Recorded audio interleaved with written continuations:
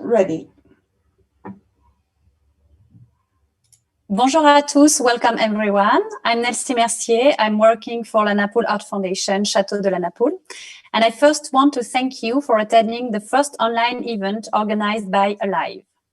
Alive is a group of men and women, artists, professors, art workers, who share a special interest for creativity, art, and climate change.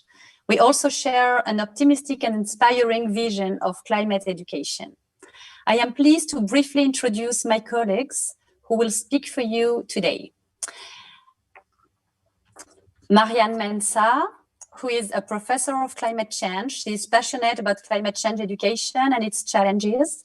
She contributed to a lot of publications on the subject and worked for international organizations on climate change and sustainability projects. Emmanuel Fillot, a French visual artist and poet. Emmanuel works on our relationship to the living, to nature, to the biosphere, and how we are getting in relationship with one another.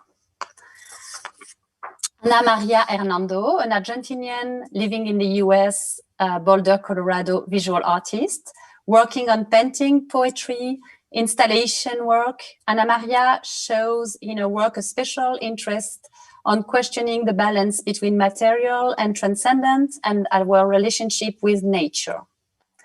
Romina Rome, a composer, pianist, improviser, performer. She's an Argentinian artist too, actually living in France to complete her PhD in Nice. She's working on electro music, computer music, pedagogical actions. She is listening to nature and to the universe around us and make it audible for us. I also want to introduce a special guest, Tonya Quinn, who is part of our group. She was here at the beginning of the adventure, and she's the founder of the Kindness Empire, and share with us the interest about education and environment. I know you're probably listening, so hello, Tonya. We're very pleased to have you. I hope you will enjoy sharing this experience with us. Do not hesitate to ask your question in the chat, whether you're looking via Zoom or via YouTube. And we'll take some time at the end of the presentation to discuss them. The first speaker to share our enthusiasm about climate education and our teaching experience with us is Marian Mensah. Welcome, Marian. Hi, Nancy. Hi, everyone. It's a pleasure to be with you today. Thank you, Nelsie, for this introduction. It's actually a great joy to be part of Alive and explore with you this creative path on about climate change and art and creativity. Today, I'm actually a teacher and I teach climate change to students in higher education. And it's very interesting, actually, to discuss about climate change with students, with young people, because they have a lot of fresh ideas about the topic, and they have also a lot of energy to mobilize people, to engage people. And so for me, the overall objective of climate education should be how to empower people, and young people in particular, on to become actors of the transition to low carbon society. And in the classroom, I learned a lot about engaging people. And the first thing I learned is actually the importance of creativity. We don't talk a lot about creativity in tackling climate change, but it's essential. Why? It's because climate change is not only an environmental issue, it's about society, it's about engaging people. And yes, climate science is important to get facts and evidence. Yes, climate action and activism is important to shake a little bit the status quo, to push new policies and new regulations. But we also need creativity. And I'd like to also say that yes, we will need a great transition to a society that is more environmentally friendly and that is more equitable. And for this, we need a vision. We need to imagine a society that will bring actually a better life to people so that they feel actually like engaging in it. And we need to imagine a society, of course, that will be also low carbon, carbon neutral, which means very different from what the society we know today. And for this, we will need to imagine new solutions to reduce our carbon emissions, new solutions to adapt to climate change, and different way to behave. So in all this process, psychologists say that it's our right brain actually that is going to do the work. So so this is why I like to highlight the importance of creativity in tackling climate change. The second thing I learned in my classroom is, of course, the importance of culture and art. This is actually related to what I was just saying before, but culture and art have the power to help us change paradigm, to help us to accelerate this paradigm shift to a different society. Why? It's because they touch our emotions, they touch actually the essential of our way of being alive, the essence of human beings.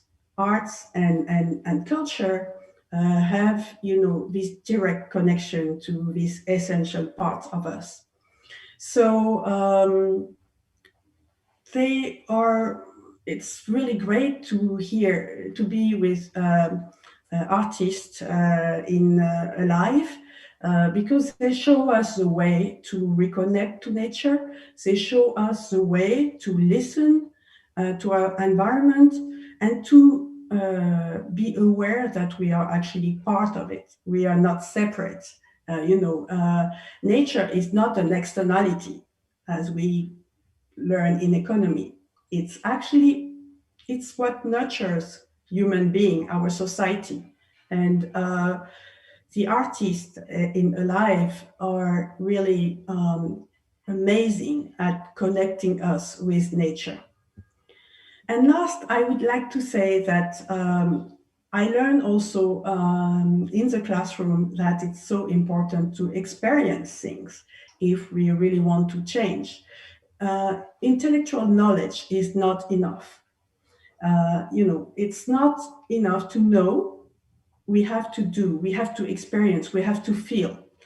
And so on 18th of September, we had a great day of experiencing, of experiments with the artist around this relation, man and woman and nature. And we were really active. We were poets. We were embroiderers. We were in connection with the plants through music. We were in connection with nature through photography.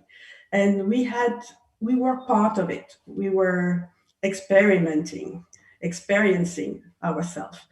And this is all what Alive is about. It's about creativity, it's about art and culture, and it's about interactivity and experiencing. And I hope that this group will be able to pursue its activity and to prosper and to actually attract more artists, more people who are interested also in approaching the future differently and addressing climate change, which is part of our future, in a more creative way.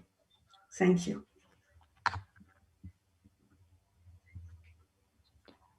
Thank you, Marian. Now, let's share the affective botanique of Emmanuel Fillot. In other words, let's pay attention to the botanique around us, the elements around us, and create a relationship with them. Emmanuel, c'est à toi. Oui, bonjour. Heureux d'être avec vous pour ces rencontres. Alors peut-être dans un premier temps, ce que je voudrais dire, c'est que lorsque j'ai répondu favorablement à l'invitation de Live et du Château de la Napoule, en fait, il y avait peut-être trois raisons. La première, bien évidemment, c'est que les enjeux que soulevait cet événement sont des enjeux fondamentaux. Qui ne sont pas simples à résoudre. Le rapport entre l'art et les changements climatiques, c'est un vaste sujet, mais ça valait le coup de s'engager là-dedans. La deuxième raison, c'est certainement que c'était aussi un commencement, c'était le commencement de Live, et ces moments-là sont pour moi des moments importants. J'aime les commencements. Parce qu'il y a une fraîcheur toujours, et je crois que c'est des moments à ne pas rater. La troisième raison, c'est peut-être la plus importante aussi, c'est que ça correspondait aux engagements de mon travail depuis maintenant très longtemps, engagement dans mon travail d'artiste, mais aussi parfois un engagement collectif, par exemple dans ma participation à l'Institut international de géopolitique, et qui a eu lieu à peu près au début des années 90. J'aurai peut-être l'occasion d'y revenir plus tard. Mais ce mot géopolitique peut me permettre d'introduire ce que j'ai proposé pour l'événement qui s'est déroulé en septembre. Géo, alors on voit bien, géo c'est la terre, et poétique. On ne parle pas d'art. Et peut-être ce que j'ai proposé avec ce que j'appelle les affectifs botaniques, c'est une œuvre qui n'est pas d'art, pour reprendre la fameuse expression de Marcel Duchamp. Il voulait faire des œuvres qui ne soient pas d'art. Je pense que c'est quelque chose qui ressemble à ça. Donc, affectif botanique, ça mérite quand même quelques précisions. Botanique, on voit assez bien de quoi il est question. Affective, peut-être un peu moins, et je vais avoir l'occasion de le préciser. Je crois que j'ai répondu à la fameuse formule de Rimbaud, le lieu et la formule. Le lieu et la formule. Alors, le lieu, c'était quoi? C'était le château de la Napoule, et ce château est entouré d'un parc magnifique. Et je me suis dit, mais qui habite dans ce parc? Alors, bien sûr, il y a les visiteurs, il y a les gens qui travaillent à l'intérieur, il y a des résidences d'artistes, donc il y a des artistes qui viennent. Mais qui habite réellement ce parc? Ce sont les végétaux, ce sont les êtres botaniques. Et donc, c'est à ça que je me suis attaché pour le lieu. Quant à la formule, c'est ça, c'est les affectifs botaniques. On a tous vu dans les parcs botaniques, ces étiquettes qu'on appelle étiquettes botaniques, qui proposent une description sommaire d'une plante, qui dit son nom en latin avec une nomenclature qui a été établie depuis l'inné. On a l'espèce, l'origine. En fait, c'est une sorte de carte de visite de la plante. Et ça sert en fait à la classification et à la connaissance. C'est des informations de connaissances scientifiques. Alors c'est très intéressant. Moi-même, j'adore regarder ça. Est-ce que ça suffit? Alors moi, je pense que non. Et c'est pour ça que j'interviens à ce moment-là, pour créer une espèce de trouble dans le réel. Et c'est peut-être là où ce n'est pas tout à fait une œuvre d'art, c'est-à-dire c'est quelque chose qui va troubler le réel.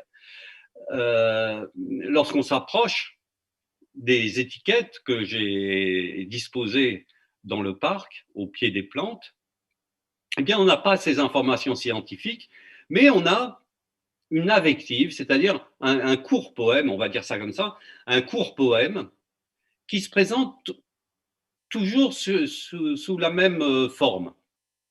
Alors, ça commence toujours par avec. Parce que pour moi, avec, c'est une espèce de mot de passe. Hein. C'est un mot de passe. J'adore ces mots de François Cheng. Le monde est son mot de passe. Le monde est son mot de passe.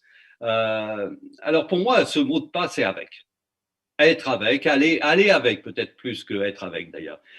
Et c'est ce qui fait que dans mon jargon, il y a tous ces mots, être avectif, une avective, ou même l'avectivité, qui serait notre capacité à entrer en relation avec les choses, les êtres et le monde.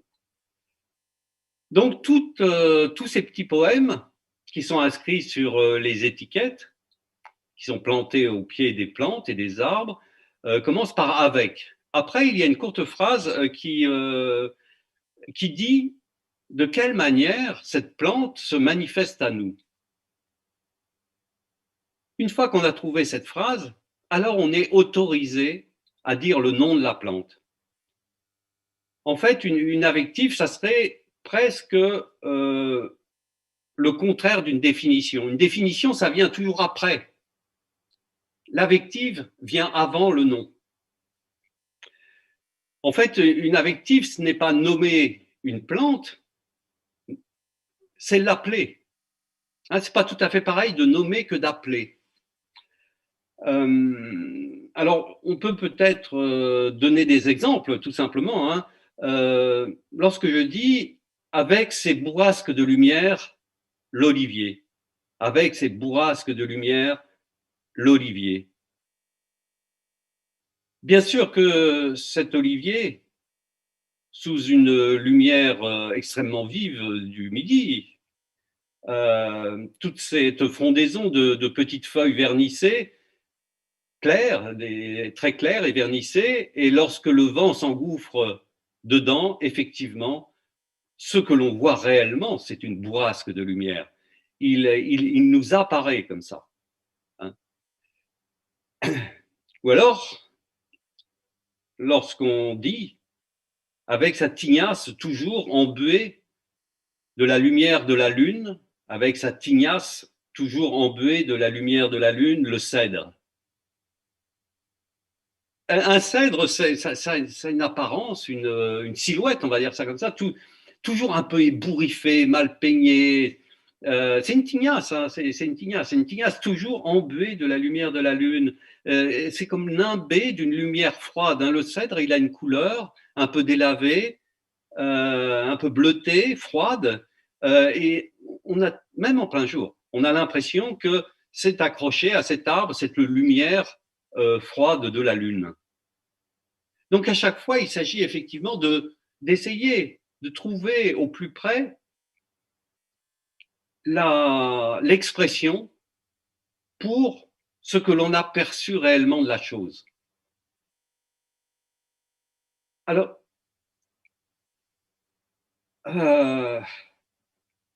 nous sommes bien sûr extrêmement éloignés de ces êtres botaniques. Pour nous, ils sont des autres vraiment autres. Ils sont, on pourrait dire qu'ils sont loin de nous, qu'il existe un grand espace entre eux et nous, mais je crois qu'il est possible d'entrer dans cet espace. Hein, c'est entrer en relation avec les choses, les êtres, là, dans ce cas-là, les êtres botaniques, et le monde.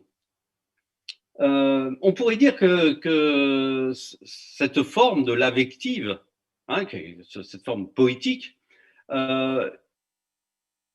j'allais dire, c'est comme une formule de politesse. Je ne sais pas si le mot politesse est bien choisi, hein, mais derrière politesse, il y a savoir-vivre et bonne manière.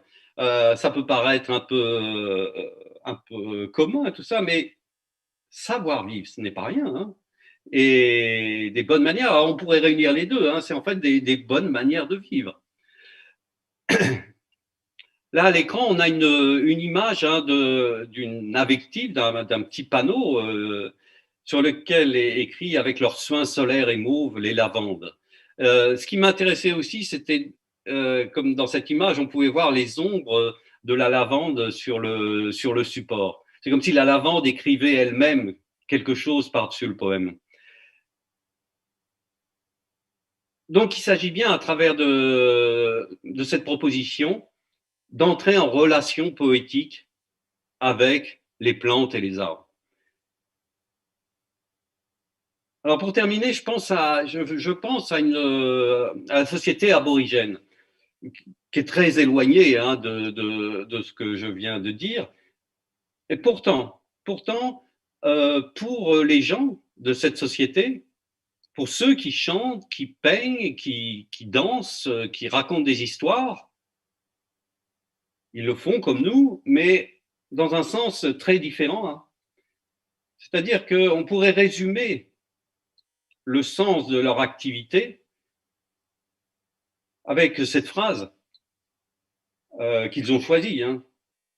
La Terre, pour exister, doit être perçue et exprimée. La Terre, pour exister, doit être perçue et exprimée.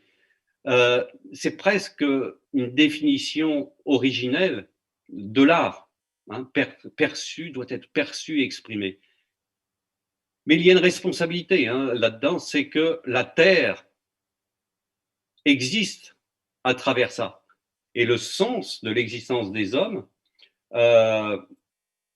est autour de cette responsabilité. Voilà. Je vous remercie de m'avoir écouté. Merci, Emmanuel. Thank you very much for this very inspiring experience. And now that we have spoken to the plant or with the plants, I don't know, maybe both, we are invited to listen to the birds, thanks to Ana Maria Hernando and her magical installation. You're on, Ana Maria.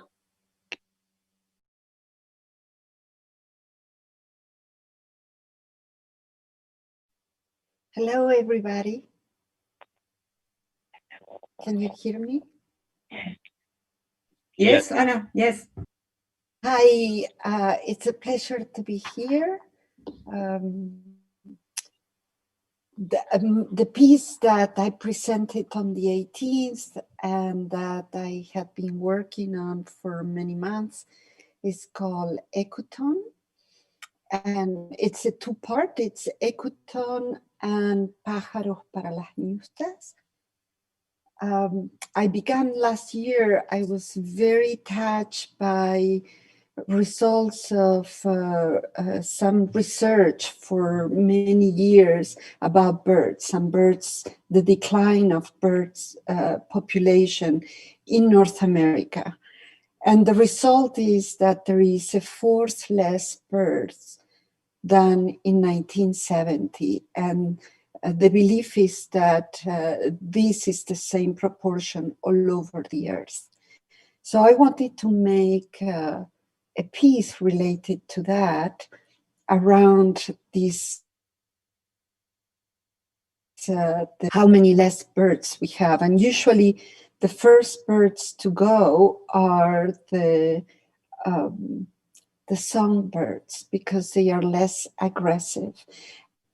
In the other consequence is that the diversity of birds also has been disappearing. I also, for many years, have been making dresses for the feminine spirit of the mountain. In the Andean cosmovision, mountains have masculine spirit and feminine spirit, and the mountains are the highest expression of the earth. And the earth, for us, we live on the earth. We don't think about it. We are busy with life and paying bills and going to meetings and picking up children. But our relationship to the earth is our most essential. Without the earth, we wouldn't be here. We eat from her, we breathe because of her, we walk on her. It's this relationship is, as I was saying, essential. And not being aware of this relationship, I think it's what brings a lot of sadness, and both ways, to the earth and to us. So with this work of Ecotone, I wanted to bring this relationship with the earth and the mountain to everybody. Before the confinement, a group of people, we were going up Le Mont Saint-Père, behind the chateau, and my invitation was to go there and listen to the birds and embroider what we were listening. With the confinement, that was not possible to go up in groups. So I had the idea of asking people to send me sounds of birds. And in the quietness of the confinement that was happening all over the world, we began to be able to hear the birds singing. The birds, I suppose, are singing all the time, but with all the noise, the noises, the cars, it's hard sometimes to hear them. But in the quietness, the bird songs became the background of all sounds. So I asked people to send me simple recordings of this, and people began to send. I began to receive from all over the world, and I sat by myself embroidering these sounds. The idea of these individuals, here you can see some of them and where they were coming from. For me, sitting with these sounds was very peaceful for my heart, and also it was a way of being in this special way, not only with the birds that were singing in the recording, but with the people that sent me the sounds. And like that for months, I sat and whenever the world began to open, I began to invite other people to come and embroider too. So through all the months that I was doing this, I put together some 200 embroideries. And with these, I made a dress for the Mont Saint-Père, for the feminine spirit of the Mont Saint-Père. Here is Adrienne, who was coming with me to the gardens at the chateau to embroider. And he would knock on my door and say, Anna, can we go and embroider? So we both would sit and embroider while in the quietness of the garden. So here you can see them on the wall of my, as I was gathering them. And then I began to make the dress for the mountain. And making these dresses for me is a way of relating to the feminine spirit. I'm curious about it. I want to learn about it. And also, it became a devotional activity. Like, when you go to churches, there's all the virgins and the statues they have. They are clothes that have been made by people as a devotional act. So my making a dress for the mountain, here you can see at the studio the process of it. It was a devotional act of giving this gift to the mountain, out of the birds of the songs of birds from all over, what people had sat and sent me and recorded, and what I was doing. In doing so, in inviting people to send me their recordings, I wanted to open the opportunity for this simple connection with nature, individual, like each person on their walks or by their windows to connect and take in these sounds. When we connect with nature, nature cleans us from any heaviness, any sadness. And this year has been such a year of sadness all over the world in a way that frontiers have disappeared. And we have become one in our needs, in our urgencies, in our sorrows, and in our ways of being together. So connecting to the birds and to nature, I find it's a way of nourishing ourselves and to become new. When I was working towards putting this piece together, Romina Rome was helping me to gather all the little sounds all into one piece. And so once all the sounds were together, she said, listen to them. So to make sure everything was fine, to have it with the piece. So I was doing in the studio different things and I was listening. And those days were heavy for me for many other worries, family, other things that we all have in life. And the moment I began to listen to this symphony of sounds, I could feel much lighter. I could feel happier and freer. And when we are lighter and freer, we can move and we can enter the world of the undomesticated, where we can be one with nature, and our creativity and what is possible becomes bigger. So I'm grateful to everybody who have sent the sounds and for what it has given to me. And I feel how we are in this circle of giving each other these gifts of nature when we connect with nature. In this photo, you can see here is how the dress for the new stuff, for the feminine spirit of the mountain began to happen. And over time, with more of the embroidered pieces, the dress began to grow. And it will keep growing until I put all of the embroideries. Maybe we can see some of the details. So each of the embroideries are pinned to the dress. And the sound of the birds, you can hear it when you go into the room.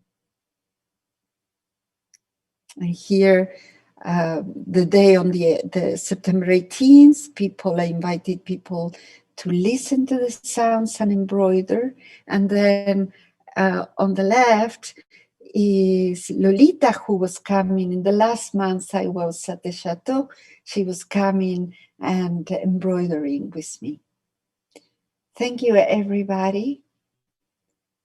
I invite you just to go into the snow, go to the sea, go to the woods, go wherever you are and feed yourself with nature. Thank you. Thank you very much, Anna, for this very inspiring experience you share with us. And that reminds me so much memories of what we did at the chateau. And so now we are going to another experience that is offered by Romina Rome, and very special one. So we are going with her to listen to the whisper of nature. That will be also very special. So you're on, Romina.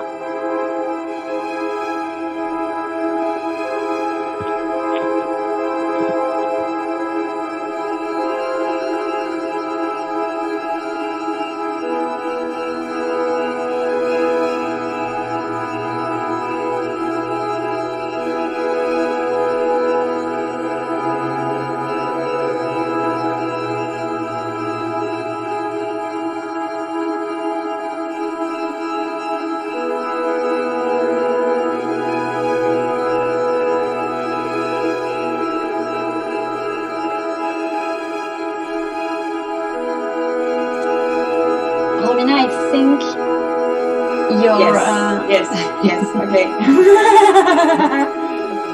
This happens. Thank you. So, hi everyone, thank you very much, Nancy, and thanks everyone. It's a pleasure to meet you all again. Well, maybe it's for me. I'm composer, pianist, advisor.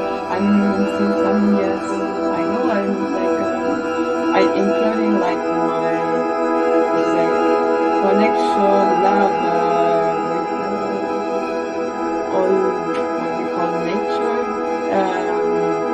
I include it into what I create and in my creative experiences, let's say, because not everything is just as we understand traditional music, you would say. So first, to introduce this idea of whispers of nature, maybe I say two words about how this started. I was kind of fascinated by all the forms that are constantly created in all the nature. I will give examples. I was in Lyon some years ago, looking at the two rivers and appreciating like the different shapes that the river was making in both sides. And for me, it was like a piece of art in continuously changing and evolving. And so I thought, okay, let's turn it into music. So I mean, it's nothing new. Chinese, I don't know, anything like Confucian, called Li, this kind of like continuous flow of this dynamic forms of nature. And there have been many composers and artists from different fields, especially on the period of the movements called there were a lot of creations inspired by this conscience of us as part of the environment, us like acting in this space. So there are different points of view, and I was just like discovering all these composers in this backwards way. For me, I thought it was just like in nature, some kind of source of abstract inspiration, but actually there were a lot of, I would mention as well, like Lucier, I'm speaking French. It was a composer that did a lot of like amazing experiences, kind of mixing science and music. To bring to life these events that we cannot necessarily hear. In my case, the interest at the beginning was with meteorology, because I thought, wow, it would be fantastic to capture this kind of flow of nature and to make it audible. But how should I do it? So I started taking data from some online station. At the beginning, writing notes. Afterwards, I just thought I would introduce informatics in here because it will be very slow to. So after some experiences, taking around, it was like 28. Different cities in the world, temperature, humidity, etc. Like different values, I was turning them into musical parameters. And after that, I came to the world of plants. It was quite, I was quite imposed by intuition. It was just the meteorology was, it's amazing, but I thought, well, this is a large field of sounds and I can filter them, but I thought that I don't know, the plants could give me some smaller scale experience. So I will show you. I will try to make you hear something so you can have an idea of some raw data turned into sound. So I started using some microprocessor, small computers, let's say, to be able to capture information of different parameters of the plants. I just started with basically temperature, voltage, humidity, and right now I'm in the step of, okay, let's go to incorporate another element, but it was already a lot. And so what I wanted to do is, as I was saying, to try to this kind of flow that exists in everything that is alive, to make it possible to hear it, and at the same time it came out with plants the possibility to experience the contact with this plant as some kind of like awakeness experience, because especially with voltage, it's a parameter that changes quite fast in exchange with the environment, and also us as part of the environment. So when we approach to a plant, we are immediately like producing changes, I mean on both sides. But for me it was surprising that especially with experiences with kids, how like surprised they were of this thing of like, okay, I approached, I got closer to it and it reacts and I can hear it. So well, I will stop talking. Maybe I will just make you hear some short excerpts of it. So now it's my attention. So. I hope it works. Okay. 1 second.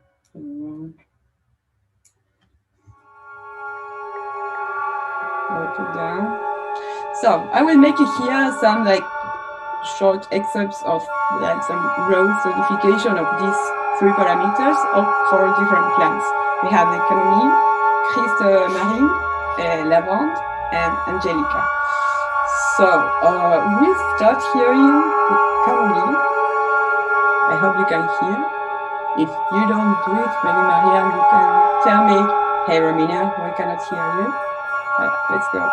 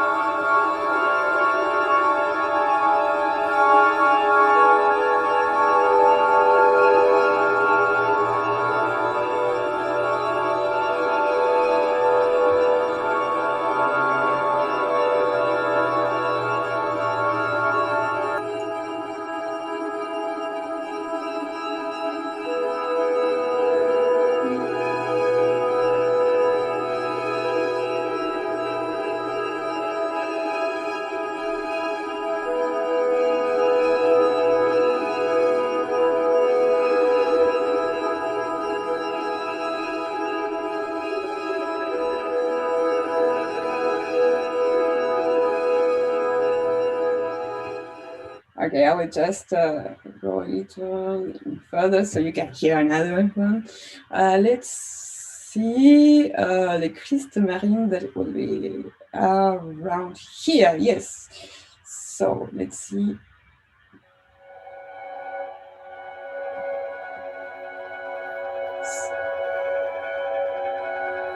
So this one is a little.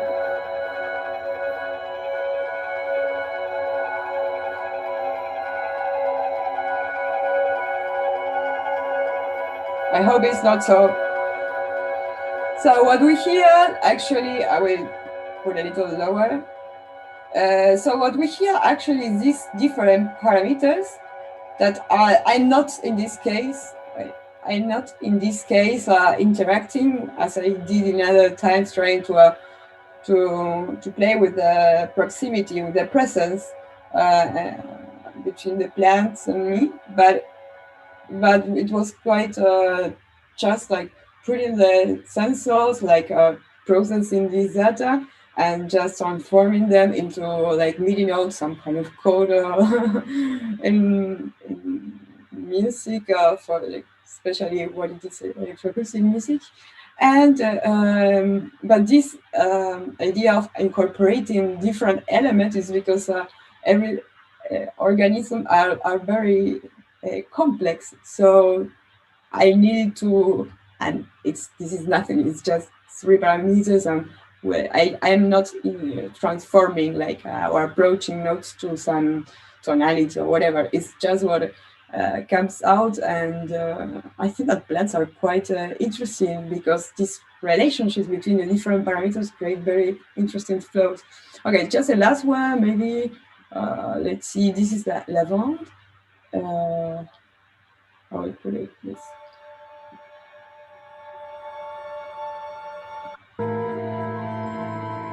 I know this is an Angelica or Angelique.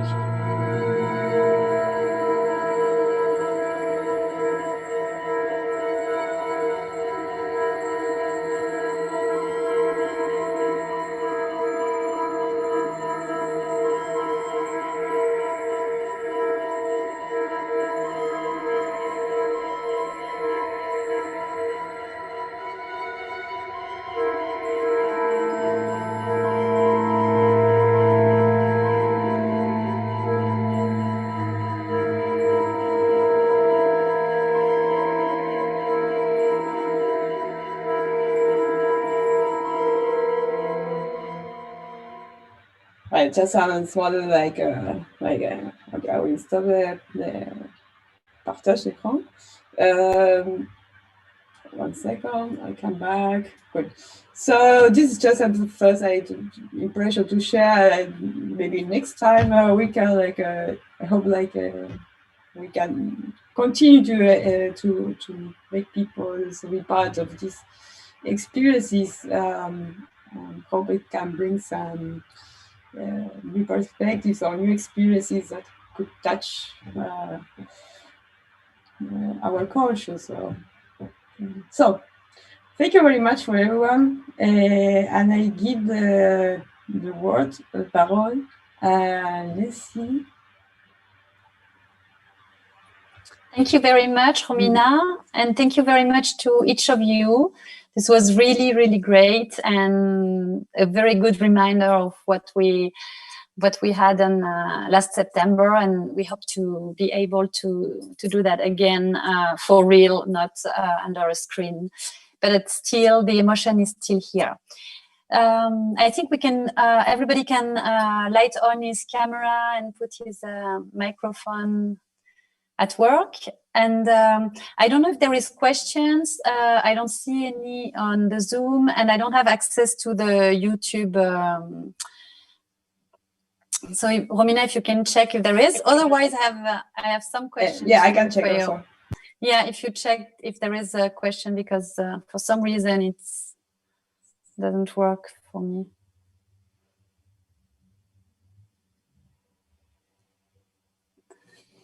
But I can begin with a question, and then if there is more, we can add them. It's a question for all of you, and you can maybe answer the first one who wants to answer it.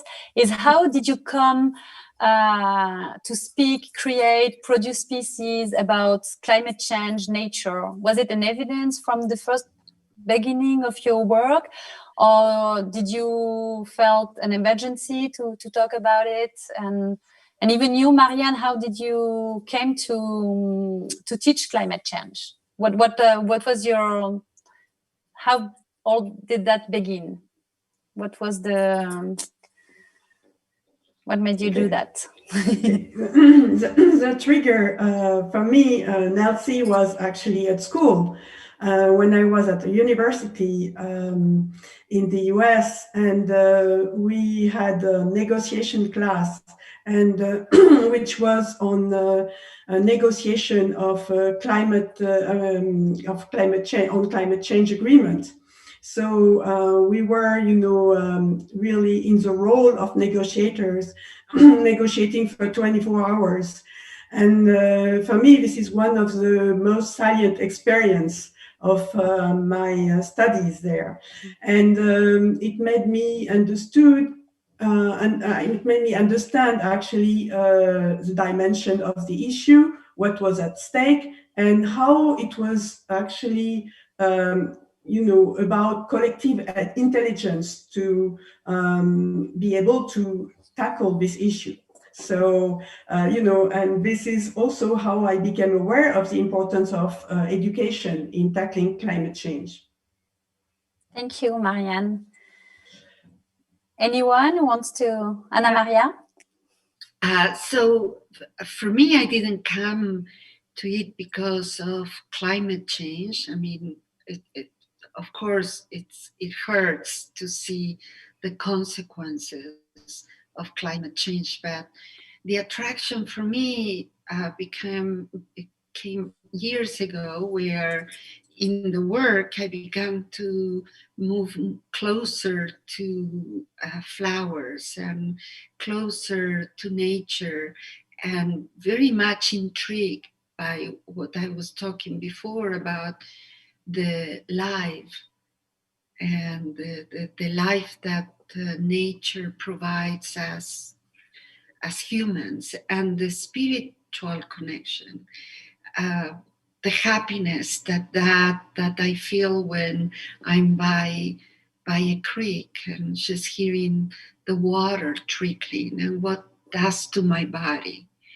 So that has been for me I wasn't thinking about, I'm going to do pieces about nature. It just began to happen more, because being with nature makes me feel well, I'm full.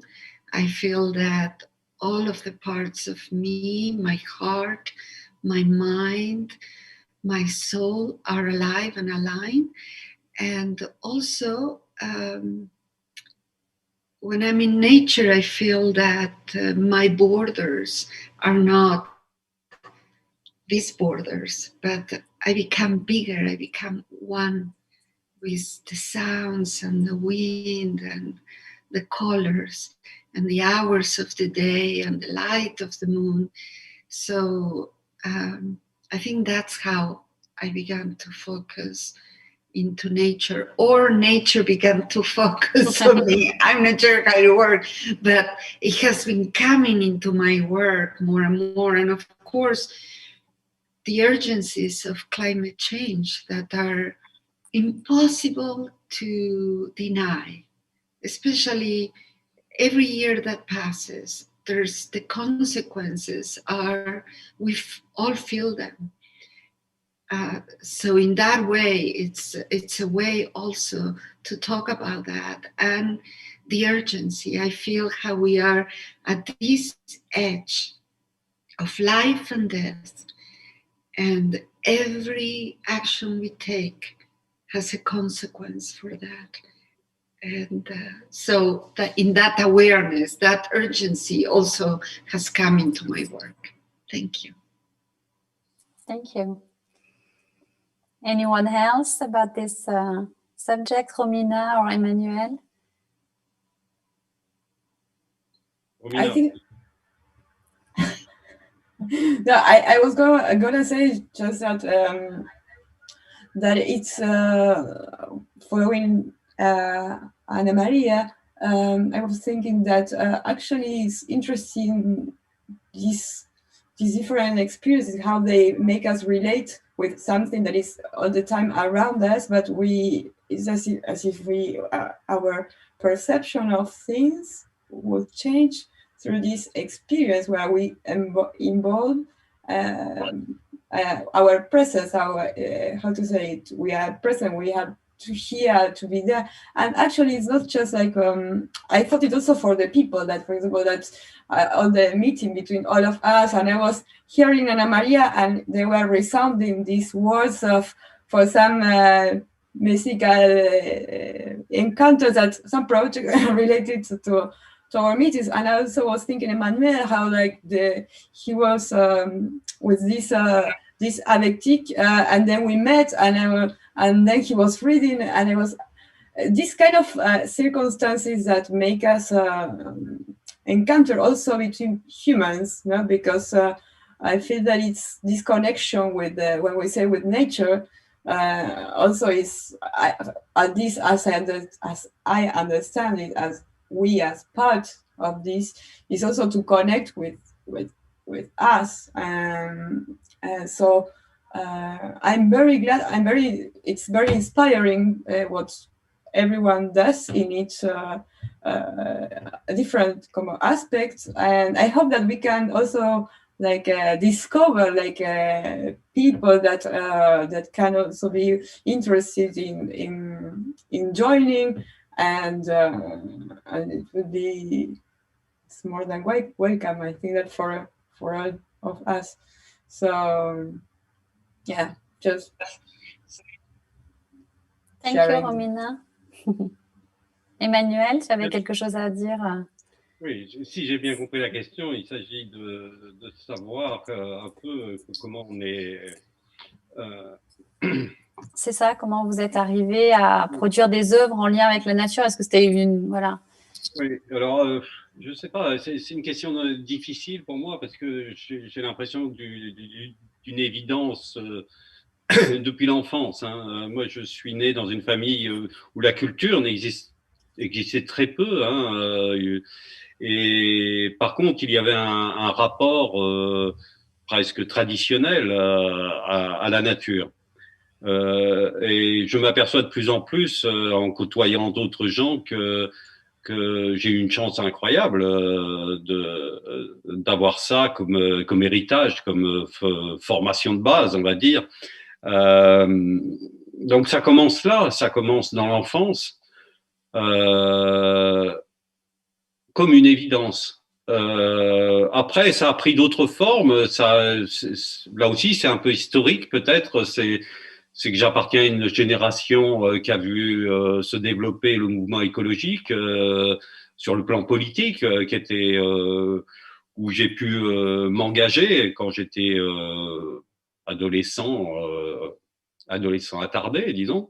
Bon, on a pris des coups de matraque, et ça n'a rien changé. C'est-à-dire que cet engagement m'a paru un peu vain, et le monde allait dans un autre sens. On aurait mieux fait de nous écouter, vu le dégât actuel. Après, il y a eu des engagements lorsque je me suis engagé dans dans l'art. Il m'a paru évident que c'était de ça que j'avais envie d'explorer. Mais c'est de l'ordre de l'évidence. Après, il y a eu un gros travail le fait, en particulier, je parlais tout à l'heure de la géopoétique,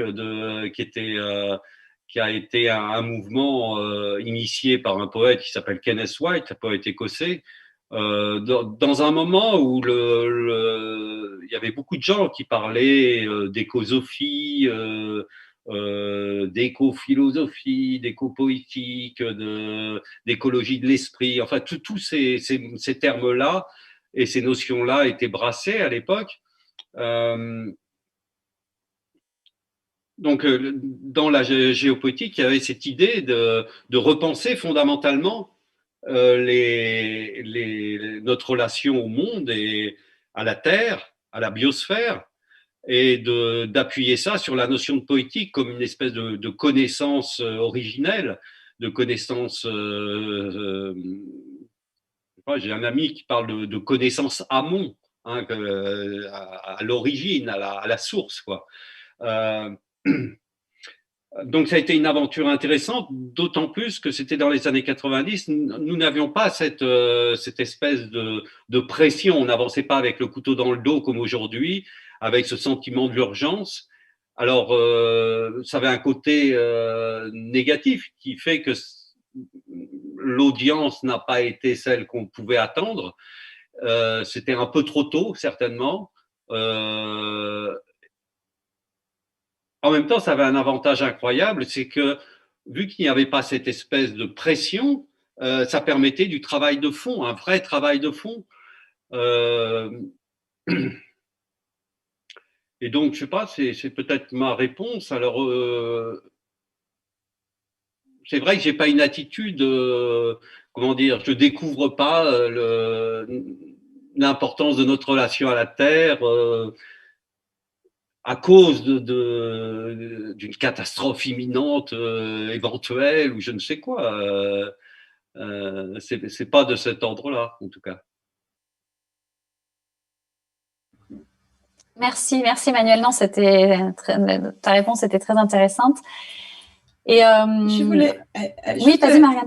Non, Romina. Alors, c'était juste parce que j'avais pas compris la réponse, donc j'ai juste répondu. Mais peut-être que ce que je voulais ajouter, c'est que moi particulièrement, je me guide beaucoup pour mon côté intuitif, parce que je trouve que même si on essaye vraiment de tout réfléchir, ok, c'est vraiment trop ambitieux. Ah, sorry, I changed the language. Sorry. So I was saying that I think that in my case particularly, I guide myself a lot for intuition of what, I don't know how to describe it, but this kind of large perception of things. And for me, that it's not that we go for things, it's sometimes that maybe we need to get closer to some things, to sensibiliser some aspects. So it's kind of like we are all like a channel to, let's say this way, to throughout it we are all dealing with sensibility.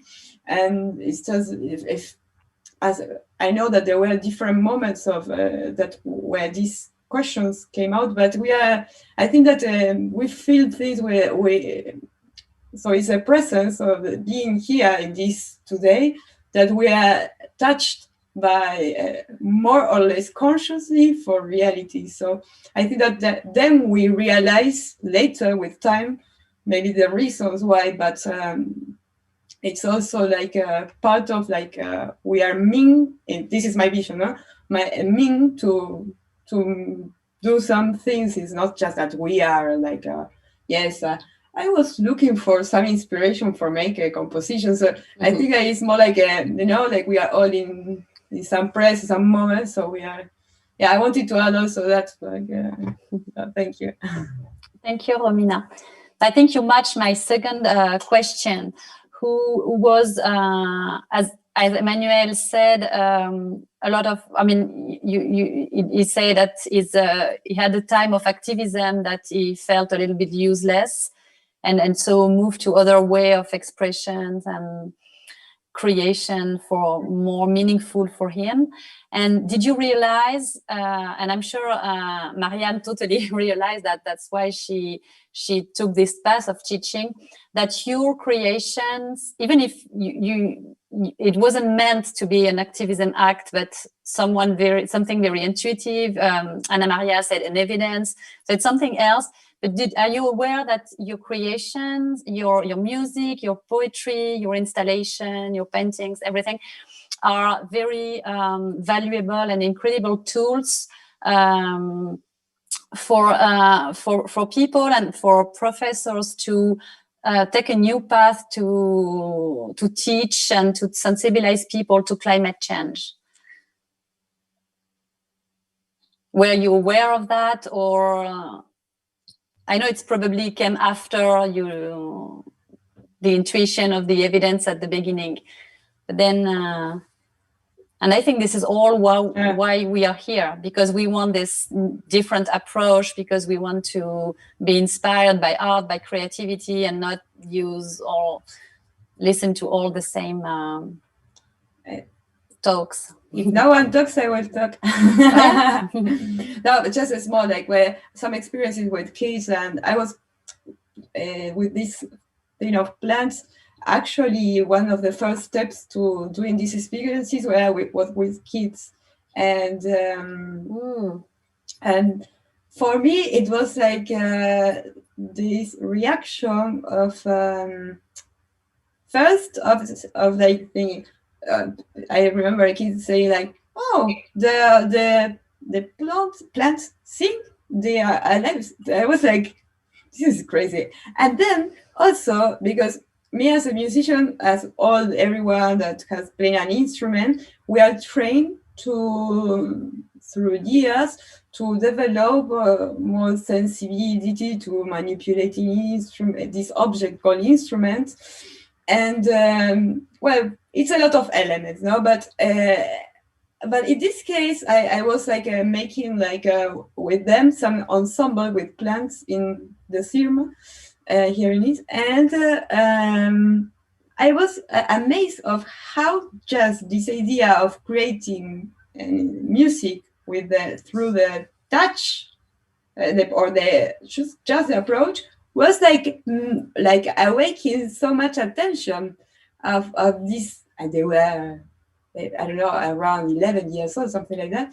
And so something that takes a lot of time, sometimes when you give someone take a violin, then this kind of natural, how to say, I don't know how to say, but immediately just puts in the front this kind of sensibility. So I thought was, wow. And in general, for me, the greatest idea comes from like people that come to what you are presenting, and this exchange is the best. That's all. Yeah. So you did experience what that you did. Your work was a pedagogical way of bringing. And even though if it is quite how to say, like by intuition, but it makes for me also, if these kind of things happen, then it makes sense also for me, because otherwise I'm not the type of like me alone. Like, I prefer like to come to the encounter and to share these experiences with people. Yeah, thank you, Romina. Someone else want to say something about how either the result of your creation or the way you created it, you had the experience that it brought people to really reconnect with nature, either showing and for me, thank you, Nelsie. For me, when I like I'm sorry, I make my work, and then I don't know who is going to see it. I put it out into the world. But with the piece of Ecotone, there were all of these very personal connections because of people sending the sounds, and along the sounds that they were sending from birds they could hear in their garden, they would also, they were also sending all these little stories. So somebody who would go on their walks, and then they would say, "Oh, now when I go on my walks, I really am listening to birds," or "Oh, now I see, we sit with my neighbor and the birds go from one garden to the other." And of course, birds don't follow our limits. The birds move. And so I was getting all of these little stories of people experiences with nature and with birds. And some people they send me sounds of lakes or rivers or things that were touching them. So that personal connection was very satisfactory to me.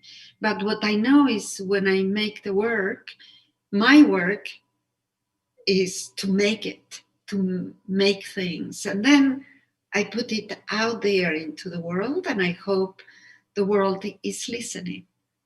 And yeah, I think that's as artists, our antennas we are picking up what's happening, what's needed, and then we move those things around, we transform them, and we make of art or our work that we present. It's a kind of a translation, and then we present, and then from there the work goes, and people might take this or might take that. We don't know. It's the life of the piece that keeps hopefully going. Yeah, thank you very much, Anna. Emmanuel, you also have such an experience with your work. Oui, alors donc c'est une question délicate. On ne sait jamais comment les gens s'emparent des choses. Et tout à l'heure, je finissais en disant cette phrase la terre, pour exister, doit être perçue et exprimée. J'ai l'impression que c'est ce que je fais. Je propose pas des outils pour les autres. Je ne crois pas que ça soit ça.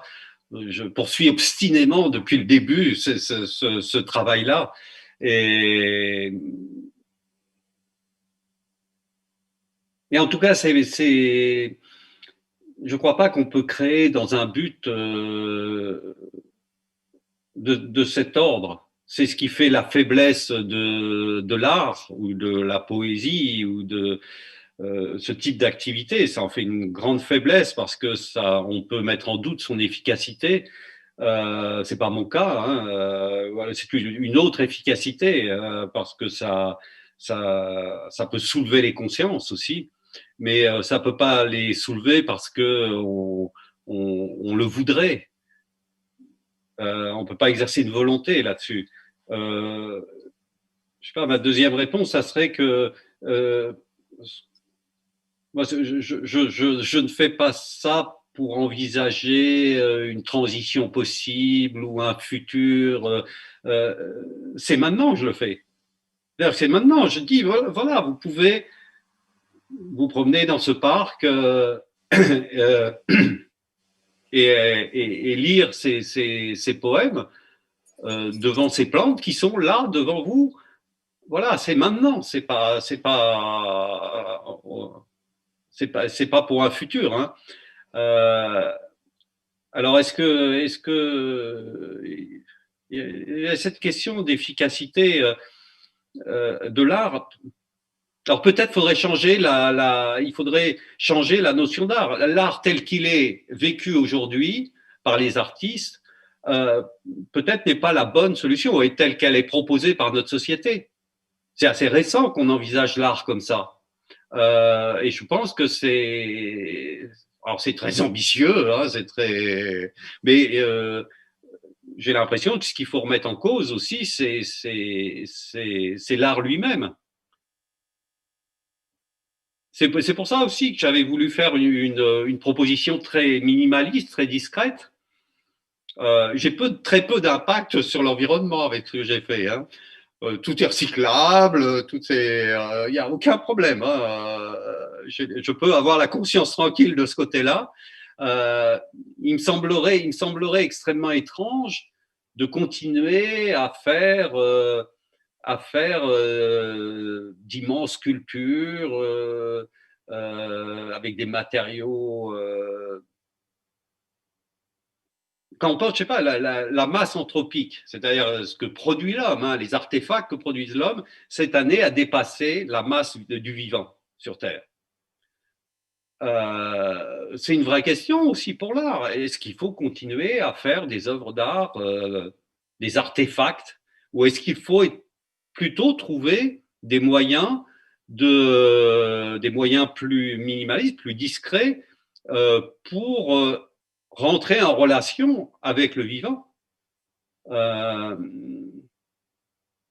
Moi, je pencherais plutôt pour cette attitude-là. C'est l'art lui-même, ou même la créativité, doivent être pensés. C'est pas avec ça qu'on va s'en sortir. La créativité, on la connaît. On la connaît. C'est vraiment l'homme a une créativité incroyable. Mais la créativité, on peut s'en servir. Enfin, on le voit bien aujourd'hui. Hein, peut faire avoir des impacts incroyables. L'homme est terrible, hein, avec sa créativité. Je voyais un projet récemment de gens qui lancent une start-up où ils veulent faire ramasser les ordures aux corbeaux et aux pies. Un projet qui est développé dans une start-up à Marseille. C'est extrêmement malin. C'est extrêmement malin parce que ça marche. Ça marche très bien. Mais en même temps, c'est affreux. Enfin, on voit bien que la créativité, parfois, amène à des non-sens. C'est plutôt d'une orientation qu'on a besoin, d'une remise en cause de l'art et d'une autre orientation. Merci Emmanuel, oui c'est intéressant, ça soulève tout un prochain séminaire sur le sujet. And you, Marian, how do you feel about what you heard about how they create, how they think their project, and because you're the one who came up with this idea of including the artistic approach and the artist mind in your in rethinking climate change.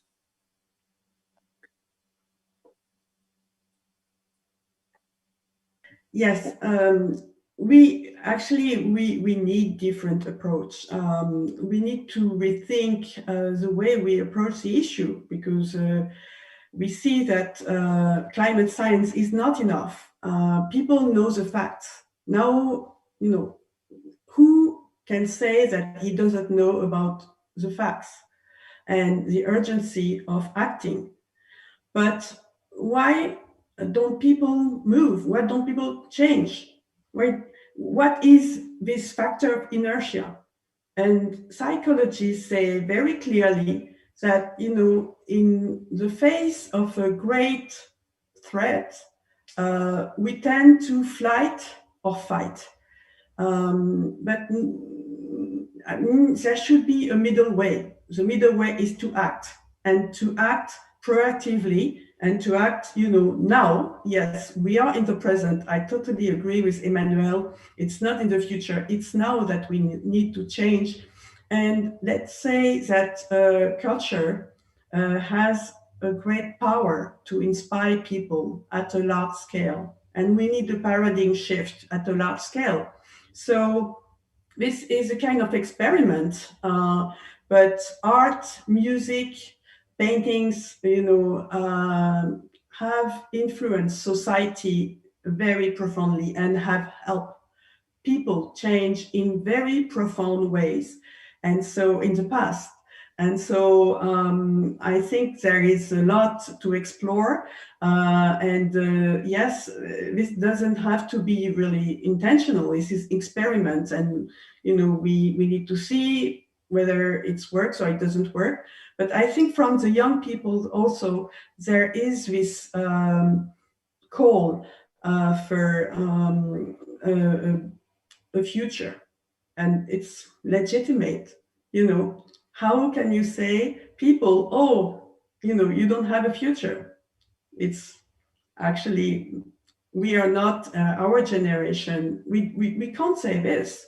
They have actually, everything is still open. And yes, this will require a great effort, a great mobilization, and great transformation among the society. but everything is still open. And creativity, actually mobilized in a good way, can help us imagine a better world. And there will be a lot of advantages. A world that will be more connected to nature is a healthier world, is a world where we have more peace, where we have more well-being, where we have more interconnection with the living. And so it's up to us to invent this new world. And it's also, for me, the young generation have so much energy and ideas and creativity. It's also, they are part of the solution. We are all part of the solution. And art can help us in this way. Thank you very much, Marianne. It's a very joyful conclusion to our talks and presentation. So if nobody else has any question, I think we can go to the conclusion. So thank you very much for those presentations and for explaining your way. And it was really, really a great moment.